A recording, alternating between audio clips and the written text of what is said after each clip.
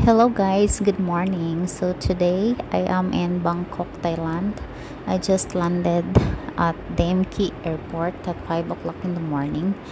So I decided to commute guys by train. So there is the SRT Red Line going to the city center. So I will go to the Central World Mall before I'm heading to my hotel because I want to exchange the money there.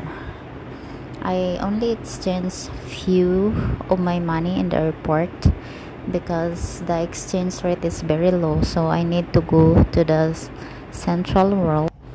So pagdating ko guys ng DMK Airport, doon banda sa may 7-Eleven, doon yung daanan papunta sa SRT Red Line. So susundan mo lang yung arrow, tapos mapunta ka na doon sa SRT Red Line. Tapos kung hindi mo alam, may mga information desk doon na pwede mong pagtanungan. So mahaba-haba din yung lakarin guys papunta sa doon yung station. Tapos yung ticket ko is 33 baht from Don Mueang Airport to Bangso Grand Station. So wala palang direct guys na train going there. Kailangan mong mag-transfer sa ibang line like blue line and green line. So after kong dumating guys sa Bangso Station, nag-transfer ako sa MRT line, yung blue line. So sa Bangso Grand Station guys, so magta-transfer ka sa MRT blue line from Bangso to Chatuchak Park Station. So bababa ka doon sa Chatuchak, tapos magta-transfer ka ulit sa green line, which is the BTS Skytrain. So from Chatuchak, lilipat ka sa Mochit Station.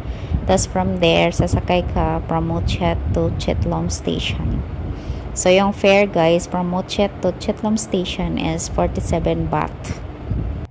Dumiretso ako sa mall guys nang pagdating ko ng airport kasi hindi pa bayad yung hotel ko, kaya magpapalit ako ng pera sa mall. So yun, sa Central World Mall mayroon dong super rich na exchange rate na mas malaki yung palitan kaysa sa airport. Kasi guys, yung 12,000 Indian rupees ko is only 1,700 baht kung sa airport ko siya ipapalit. Samantalang dito sa super rich sa Central World Mall, yung 12,000 INR ko guys is 4,500. So diba sobrang layo ng diferensya guys. Kaya kung kayo magpapalit lang kayo ng kunting pera sa airport na pamasahin niyo lang, tapos doon kayo magpapalit sa super rich na exchange rate. So ito na yung Central World Mall guys. So after ko nagpapalit guys ng pera, so magalagala muna ako, titingin sa mga paligid kung ano yung mga malls na dapat kong puntahan dito. Tapos naghahanap ako guys kung paano ako makatipid papunta sa hotel. So at saka yung convenient way to go to my hotel. So yung pag mag-train ako guys, maglalakad ako ng 1.1 kilometers. So pag mag-bus, only 2 meters lang yung lalakarin ko, kaya 1 minute lang yung lakarin ko. Kaya napagpasyahan ko guys na mag-bus na lang from Central World Mall. Mayroon dong bus station, tapos sa harap siya ng Big C, opposite side. Tapos sumakay ako ng bus 74. So Google Maps ko lang guys kung paano sumakay ng bus, kasi DIY tayo para makatipid. So yung fare guys is 10 baht lang. So sinabihan ko lang yung conductor na ibaba ko sa Intamara 7, which is near to my hotel. Kaya ito na yung bus 74 guys na signakyan ko. At dito na ako sa hotel guys. Ito yung tulugan ko for 4 nights.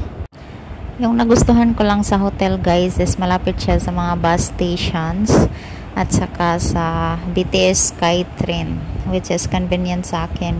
At saka sa labas maraming prutas na nagtitinda, at doon sa may sa Panquay BTS station may food market doon guys na mas mura. At saka may food court din doon sa Big C supermarket. So disadvantage lang dito ng hotel guys is nasa labas yung CR, tapos walang elevator. So hindi siya advisable pag marami kang dalang gamit kasi nakakapagod paakyat.